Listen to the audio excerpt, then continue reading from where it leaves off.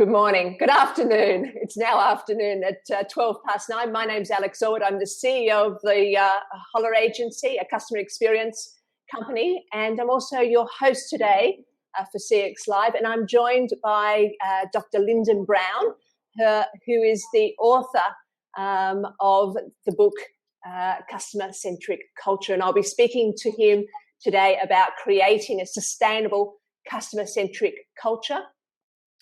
If you'd like a complimentary copy of my book, settle in. I'm going to give you more information how you can get a copy of it later on in the show. Well, today is a special day. We've got CX expert Dr Linden Brown. He has published 16 books in the field of marketing, strategy and leadership. Linden is chairman of MarketCulture Strategies, a Silicon Valley-focused company, and it's focused on measuring the level of customer centricity in organizations. His research has resulted in a unique web-based tool for measuring and benchmarking the level of customer centricity in organizations against a global database. So just to throw to Linden and a big hello, and I'd like to hear a little bit more about you, Linden, with 16 books under your, in your portfolio. Hi, Alex. Nice to be talking with you, and obviously talking about this subject of customer experience and customer culture. Look, it started a long time ago. 16 books, I suppose, is part of that time that it takes. But my original training really was in finance and accounting, and my first job was with Cadbury's in Australia, and I joined Cadbury just because I like chocolates, I think. But it also led me from finance and accounting into sales and marketing at a fairly early age. And after some experience in business, particularly in the marketing area, I started to teach marketing. And when you sort of start to teach marketing to tertiary students, you realise, how little you know and how much research you really should be doing to be able to do that well. And that's where the books really began. They began as textbooks around marketing.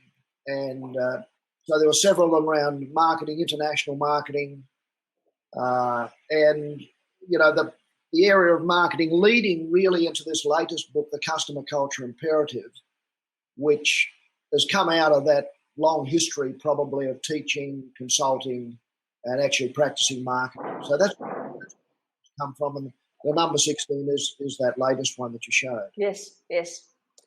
Well, let's have a discussion about customer centricity and what it takes to build a genuine customer culture so employees can deliver great customer experiences. What I'm finding is companies today claim to be customer focused, and they're undertaking research, customer feedback.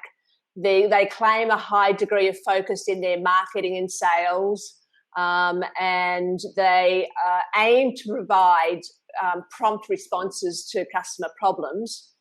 But what they're struggling with is analysing and acting on feedback to solve customer problems and satisfy needs.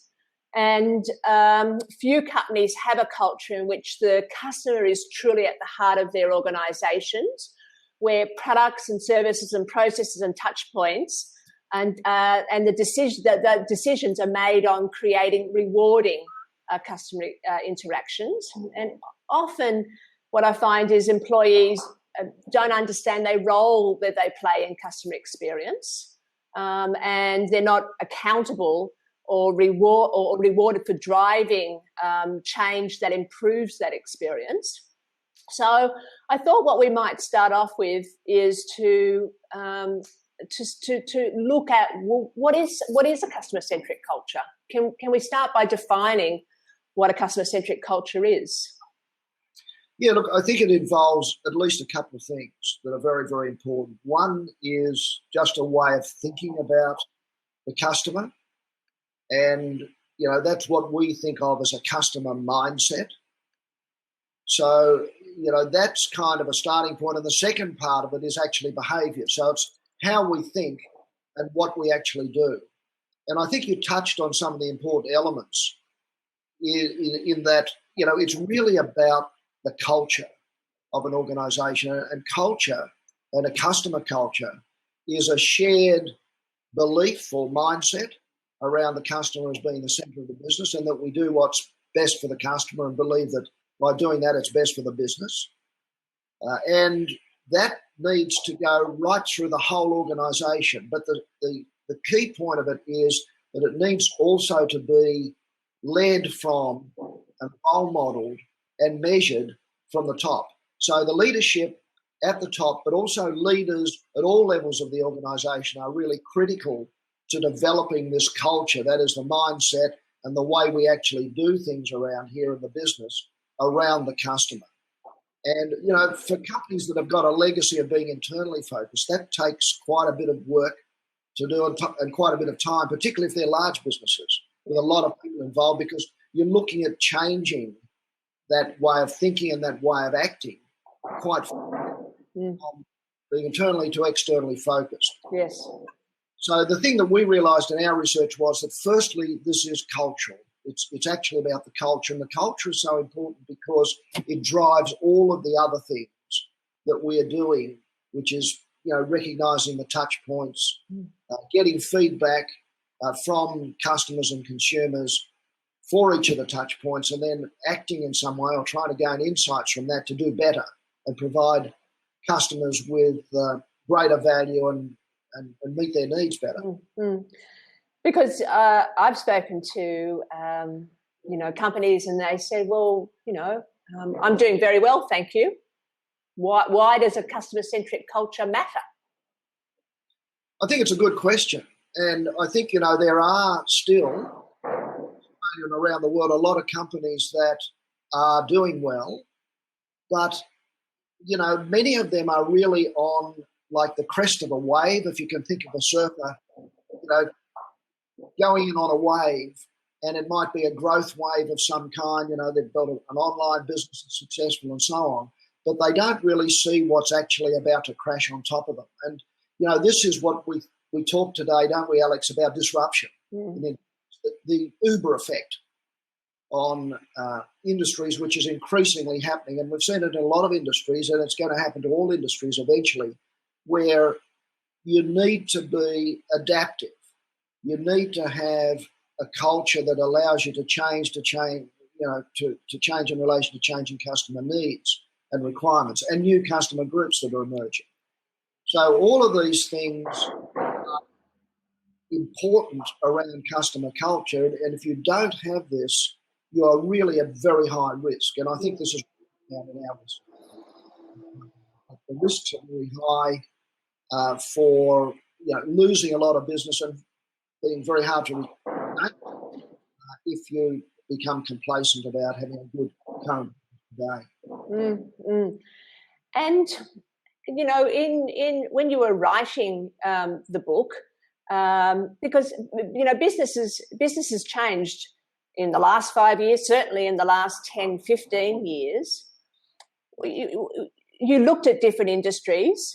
What are the industries that have been really affected by disruption, and are they using culture as a competitive advantage? Well, I think that industries that obviously have been affected, and many of those now being affected by Amazon, for instance, are companies in the retail sector. So, you think of the bookshops that used to be around that are no longer around. And you think of many services that used to exist before that, are available in a quite different way. So, one of the biggest products of Telstra used to be the Yellow Pages. And because that just totally disappeared. But it was very profitable for a long period of time, even after the wave was hitting for online service. And, I remember David Thodey saying, one of my regrets is that we actually sold the census business too late. if we'd sold it a year earlier, it would have been worth $200 million more. Yeah. That was the kind of impact that actually occurred. So you're seeing it particularly occur, I think, in services businesses, where different types of products are being now sold and services in different ways. And, we have a great example here on the northern beaches of Sydney of a company called Naked Wines that is a purely online business, really starting to disrupt the delivery of and the sale of wine in Australia, not only here but also in California and in the UK, where that business has been developed to really attack the large incumbent businesses like Coles and Woolworths that have most of the sale of wine in Australia. And, Naked Wines now, I think, has more than 50,000 angels, they call them, angel investors, and they are, supporting boutique vineyards around the country to both harvest the wine and also sell the wine into their membership base. So, that's an example of the sort of thing that's happening. So the new service models, online models are really having a big impact in many industries. Yes. What are the, just continuing on from the describing what a customer-centric culture is, what are the benefits for a customer-centric culture? Look, we've been able to show that, firstly, there's a direct connection between having a strong customer culture, which drives a better customer experience, and profitability, and revenue growth, and new product success, and innovation. All of those things we found in our research studies and in others that have been done by other people, that there is that direct link. So we can determine that various elements of customer culture drive different parts of business performance, like customer advocacy, like profit growth, and so on. So, one of the big benefits, firstly, is business performance. I think that's a key one. Another one is engagement of staff.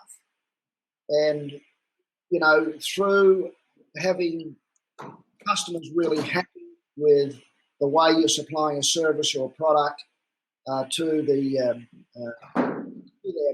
they become advocates. They pat the employees on the back. Employees and so on are very happy about that. And so you get a much happier and more engaged environment. Part of it is having a business that, when it's really aligned around the customer, does create employee engagement and happiness, if we want to think of sort of a colloquial term. So I think you asked about benefits. It's to do with profitability. It's to do with customer advocacy. It's to do with the business being more adaptive. It's to do with the ability to gain a more sustainable competitive advantage. And how does that come about? It comes about because most services and products today are becoming increasingly commoditized. And the biggest difference now that's emerging between companies is their ability to deliver a superior customer experience that makes customers want to become advocates and sell for them through stories of their experiences to other people in the marketplace. Yeah. So there are a multitude of benefits that have actually come out of it, go alongside with the profitability benefits. I suppose especially when businesses are spending such large amounts on customer acquisition. I think it's 8 or 7 or 8 or 9 times the amount on customer acquisition. If they can get their customers enjoying their experiences, so they want to experience the company more, so they use more of their products and services, and also then recommend that experience to other people. You get the net effect of not only are you growing customers using your products and services, but they're also telling their friends about it, so you're acquiring more customers. Well, that's right. And, there's a very good financial measure that's used to help us understand this, and it's called the lifetime value of a customer.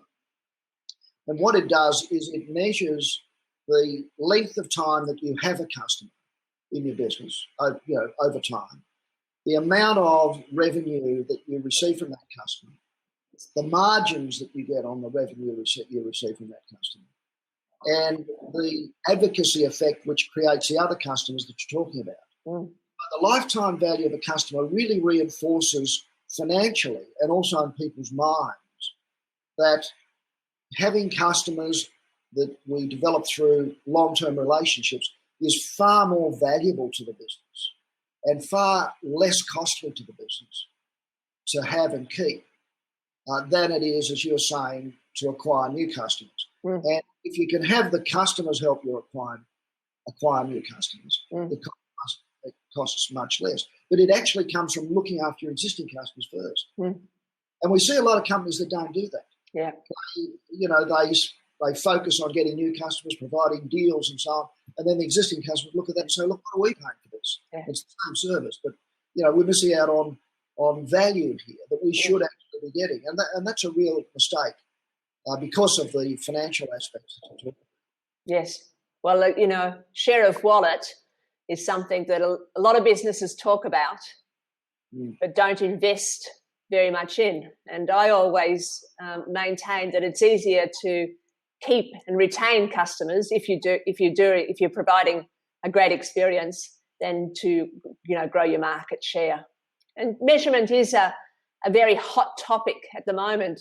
Looking at a number of different research papers measuring customer satisfaction, measuring customer centricity is high on business's agenda. I know that you've written extensively about measuring customer centricity. In fact, you've written a whole book on measuring customer centricity. Yeah. Can you tell me a little bit about how you arrived at that measurement piece and the basis for measuring your measurement? Okay. We set about probably 8 or 9 years ago really trying to answer the question, what is customer focus or customer centricity? Because when you talk to people about this in businesses, there are different viewpoints as to what it actually means. And the second thing was, firstly, what is it? Then, can we measure it? And should we be measuring it? Is it important? Does it drive business performance positively? If you have a strong customer-centric approach to doing business. And the third thing was, can we make all this tangible? Because it's a little bit foggy, this area of culture, particularly to the people that are working in the business. I mean, particularly when you want to change it to something like a customer-centric culture, what does it really mean, and where are we with this? So we really did set about to try and measure it. And we ended up being able to, through both qualitative and quantitative research, and looking at a lot of research that had been done prior, to identify what are the sort of factors that really define it, and then a way of actually measuring it. So we came up really with 8 factors that are elements of having a customer-centric culture. And 2 of those are related to the customer. One we call customer insight, which is all about understanding the needs of current customers that you have. And foresight, customer foresight, around understanding what the future needs might be of both future customers and your current customers. So one's the now and the one's the future.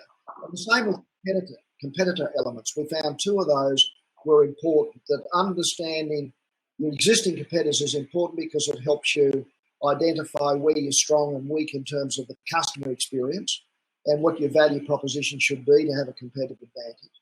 But future competitors are even more important. We call that competitor foresight, because a lot of those competitors like Uber, were really not seen, or at least not acted upon by, in that case, the taxi industry. Airbnb, another example of that sort of thing. And also in the retail environment, books and so on we talked about.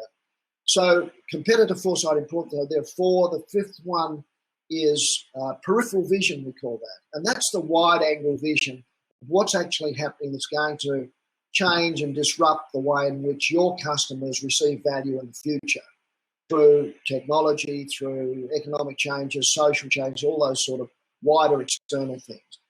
So those 5 are really externally oriented factors. We're able to see which business performance indicators like innovation, profit growth, revenue growth, customer advocacy and satisfaction, which of these factors drove those. And then we had 3 what we call internal enablers, which are things that need to go on in the business to make your understanding and insight of what's going on outside the business actually operational or work. And one of those is cross-functional collaboration, very important element for delivering a consistently high customer experience. Right. Another one was empowerment, enabling people at the point of sale or customer contact to be able to solve a customer's problem and work with them to actually do that satisfactorily to them and the business. And the third one, very, very important, is what we call strategic alignment. And that is having everybody understand and buy in to the vision, the values, and the strategy and what it actually means in my part of the business to deliver a great experience for customers. How am I affecting that? What can I do better to make that better for customers? So they were the 8 factors, and we were able to measure those. So it's making it tangible and identify exactly what those things are. We developed a survey tool which is sent to people inside the business. So it can be, we operate that off at the leadership level first and then deep down in the business, called the MRI, the Market Responsiveness Index. And we've now got a global database, I think, of more than 200 companies and several hundred business units where we have implemented the MRI, as we call it, into these companies. And it allows us then to benchmark any organisation against the best. And that database is oriented towards the best, I think, because we did start off in that database with companies like Amazon and Virgin companies and others that are known to be highly customer-centric. Right. Okay.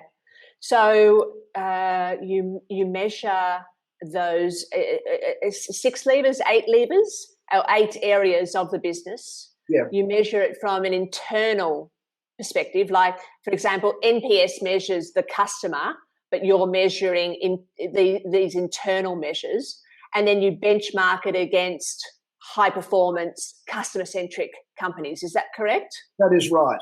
That's a good way of actually putting it. And, what we're doing when we're measuring internally within the business, we're really asking the business, what do you do? So you're really measuring capabilities of actually doing things to meet current and future customer needs. Right. And then what happens? So they've got all this great data.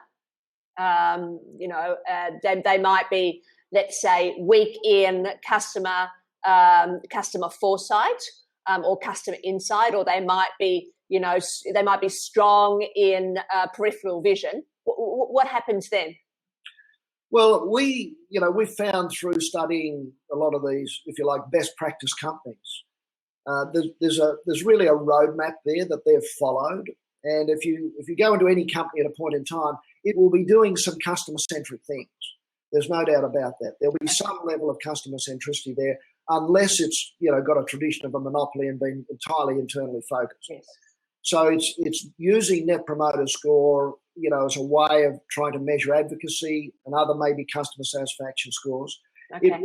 It would be many businesses are collecting a lot of information and doing a lot of data analytics around this. But the big thing that really breaks down typically is that number one, it's not shared across the business.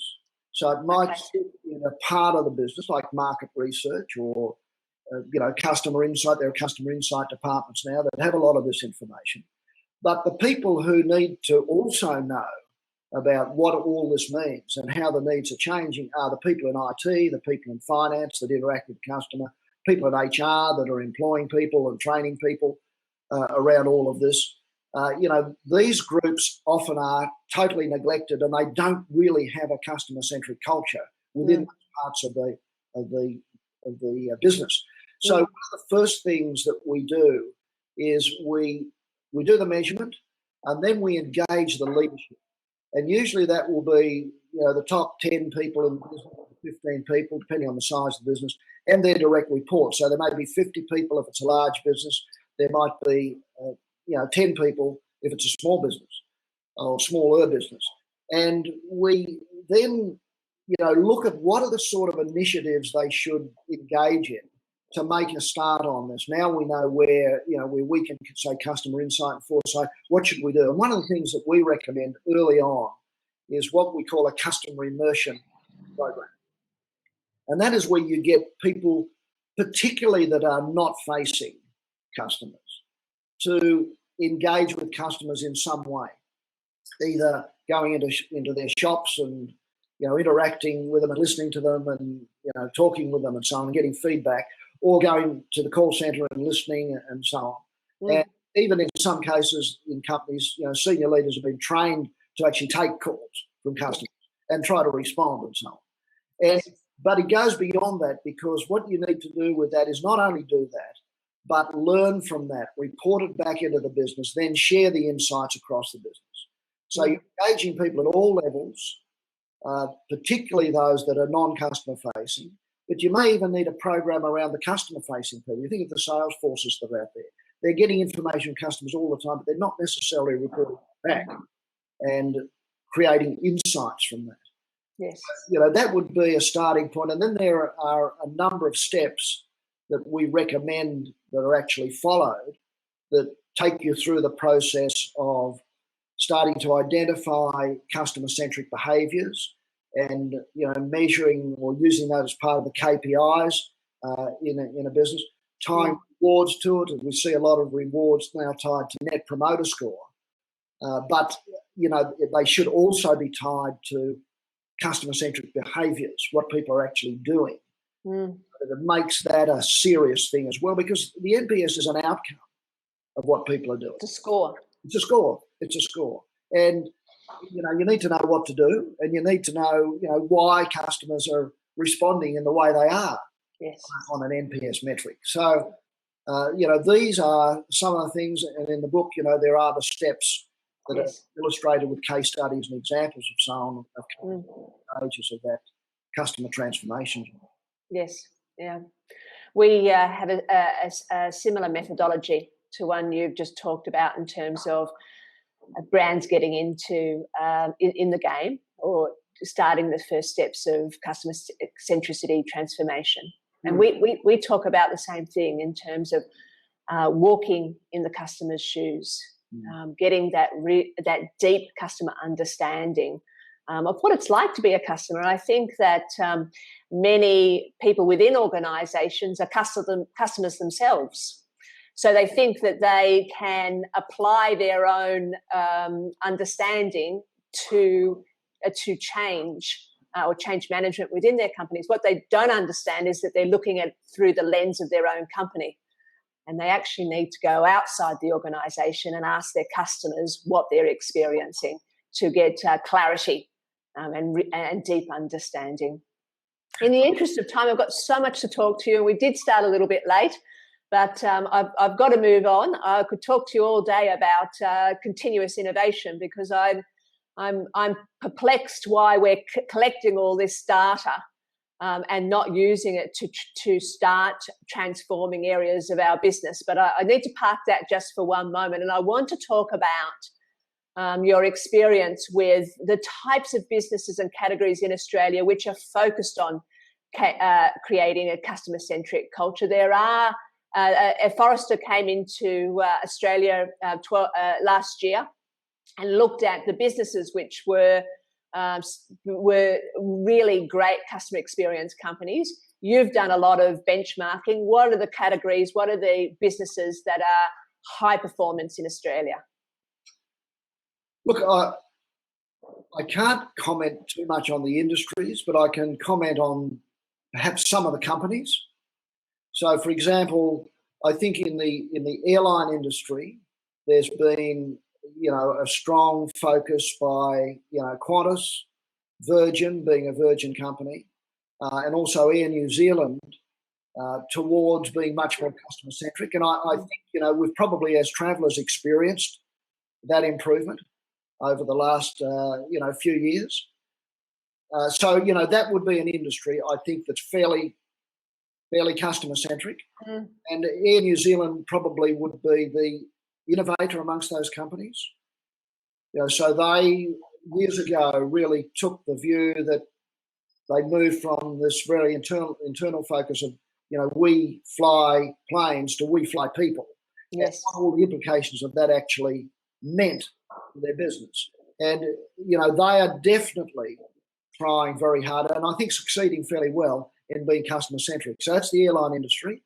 I think in the insurance industry, another example probably would be Suncorp in Australia. Okay. An example of a company, and they have a number of, insurance arms like Amy, and they, for some years have really been pushing down this customer-centric culture and way of being aligned much more with customers. So I think, the service industry very definitely working on this track. Banks would be another one. The CBA Bank probably is an example, but all the banks are trying to improve their customer centric. Yes. But they still, many of them are still coming from a technology standpoint. We've got this technology, how can we use it for customers? Rather than what are the customers' needs? Now let's see how we can solve that, maybe using technology and other things, right? So there's still the mindset shift in a lot of parts of those big businesses like the banks that still needs to take place. I think, and if you have a look at Forrester's index, 5 banks out of 10 high-performance Australian brands featured on that list, and Bendigo Bank was the number 1 performer. Why do you think a community bank was able to get themselves to number 1 when you've got the likes of Commonwealth Bank, who also featured on the list, with so much money to invest into, understanding what is the right experience for their customers? Well, I think part of the answer comes in the name. It's a community bank. Yeah. And, that immediately signals to everybody in the organisation that, we're in this for the community. And, what that creates then is this factor that I talked about earlier of strategic alignment, that having, strong strategic alignment round, in this case, the community, and going beyond the whole idea of making profit is a key thing that people working in an organisation will buy into, so long as they can identify with that. The community and elements of the community are the customers for the Bendigo Bank. And I think, that would be one key thing, would be very, very strong strategic alignment right up and down and across the bank. And also being smaller and needing to strive more and opening up in different states as a bank, requires you have to be customer-centric and very, very good at that to succeed. Otherwise, you won't succeed. So yes, that would be some of the. I don't know them internally, from I have never worked with them, but that they would be some of the things that would be drivers, I'm sure. Yes. And look, I wanted to pose the last question. This is a lunchtime show, so it's very short and sharp. And as I said before, I could talk to you all day on the subjects, but we have to keep it nice and short and tight. Sure. I wanted to ask you about how do you make a cultural shift sustainable? We've got a change in leadership behaviour, whereby, a CEO stays for now 2 years, 2.5 years, and then moves to another organisation. How do you make a cultural shift sustainable in a company when you've got so much change of leadership at the top? I think it's a great question, because I think it makes it hard. And really, ultimately, the responsibility lies with the board of directors and possibly the chairperson, because the chairperson is the person that's working most closely with the CEO, but the board makes the decision as to who the next CEO is actually going to be. And if they make a decision for a leader that is focused on money first and customers later, that's what they're going to get. And that will focus everybody in the organisation on that. You've got to meet the numbers, we've got to meet it this week, this quarter, and so on. as the priority. So, I would say that the board of directors become an important part of all of this. And changes in leadership, changes is driven from the top. Yes. But, that's, you've got to do more than just have it at the top. You've got to get it down into the business. You've got to make it the culture in the business. So it means that all leaders at all levels, in all functions, need to have that embedded in their thinking, the things that we talked about earlier, the mindset and the way we do things. Yes. And that does take time, but I'm really in favour of having a customer-centric leader or CEO that stays there for quite a long period of time. Yes. Yeah. I would say that getting it at board level is considerably more difficult than at executive team leadership level. Have you seen any customer officers that have been successful in having that conversation, board level conversation, and keeping it as on their agenda? Look, I think one of the best examples in Australia is David Thodey and his direct reports that have been in the chief customer officer and so on, and those people at that level working with David Thodey were able to influence the board and keep the board influenced on customer centricity and customer advocacy as a key part of their focus. And if you listen to some of those investor briefings and so on by different members of the board when Thodey was in charge, well then, you could see that they were customer-centric. I don't know whether that's continued. Yes. Now with a new CEO, I'm not sure, but I knew a lot about it at the time with David Thodey because we did a fair bit of work together there. But that was, that's an example. I mean, Telstra did come a long way under his leadership of, I think, 6 years. I was going to say, I thought he was there 10 years, but 6 years, he was there a lot longer than some of the remit CEOs that we have today.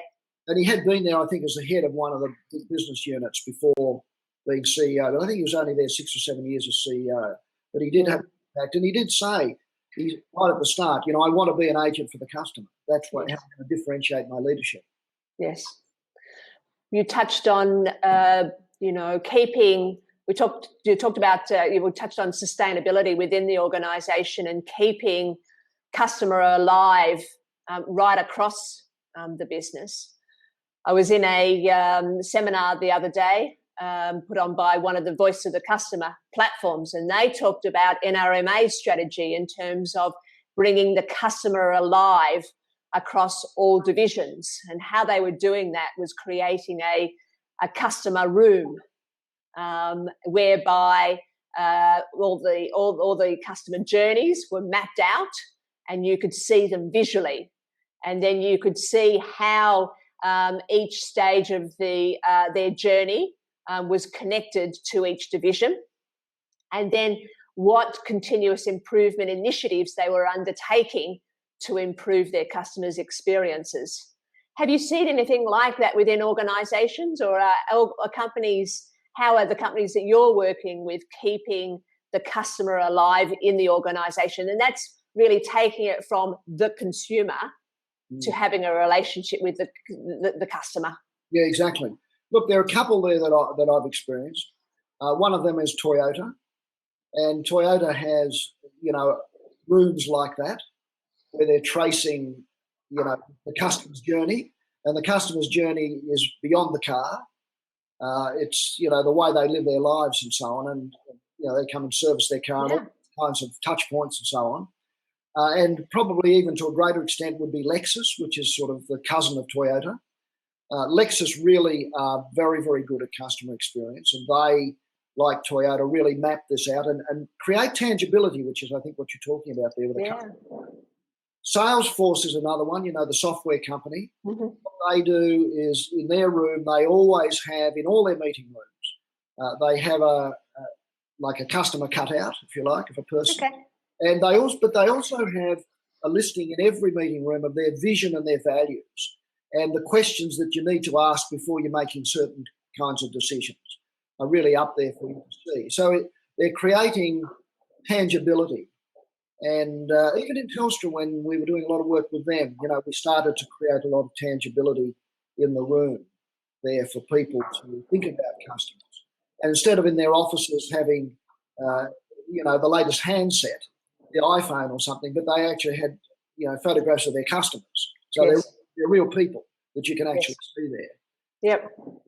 Yep. Time's not on our side, Linden. We have to go.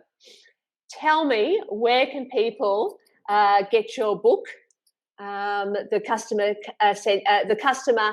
Culture Imperative? Where can people get your book? Well, look, in Australia, they can get it at Dymocks online or in the shops. They can get it from McGraw-Hill, which is the publisher here in Sydney. But I would suggest maybe Dymocks or one of those bookshops. They all have online stores. Around the world, Amazon is probably the main provider. But here in Australia, I think that would be the way to actually get it. And you can get it physically, or you can get it as a Kindle version, an online version. Okay, thank you. I just wanted to mention to our viewers that don't forget the ADMA Digital Forum 2016 is on in August 10 and 11. I'll be there on both days speaking in the Brightest Minds breakout, and I'm going to be talking about customer-centric innovation. So hope that you can pop along and say hello. Time is up for today's CX Live. If you'd like a complimentary book, a copy of my book, I'd like you to go to alexallwood.com.au, and there's a book tab called Book Giveaway. If you use the promo code CULTURE, the page will be open for the next 45 minutes, and I can send you a complimentary copy. Our next live conversations or CX Live is this time next month. A big thank you to our special guest, Dr. Linden Brown of MarketCulture. I hope you've enjoyed our conversation today. Have a great weekend from all of us at Holla.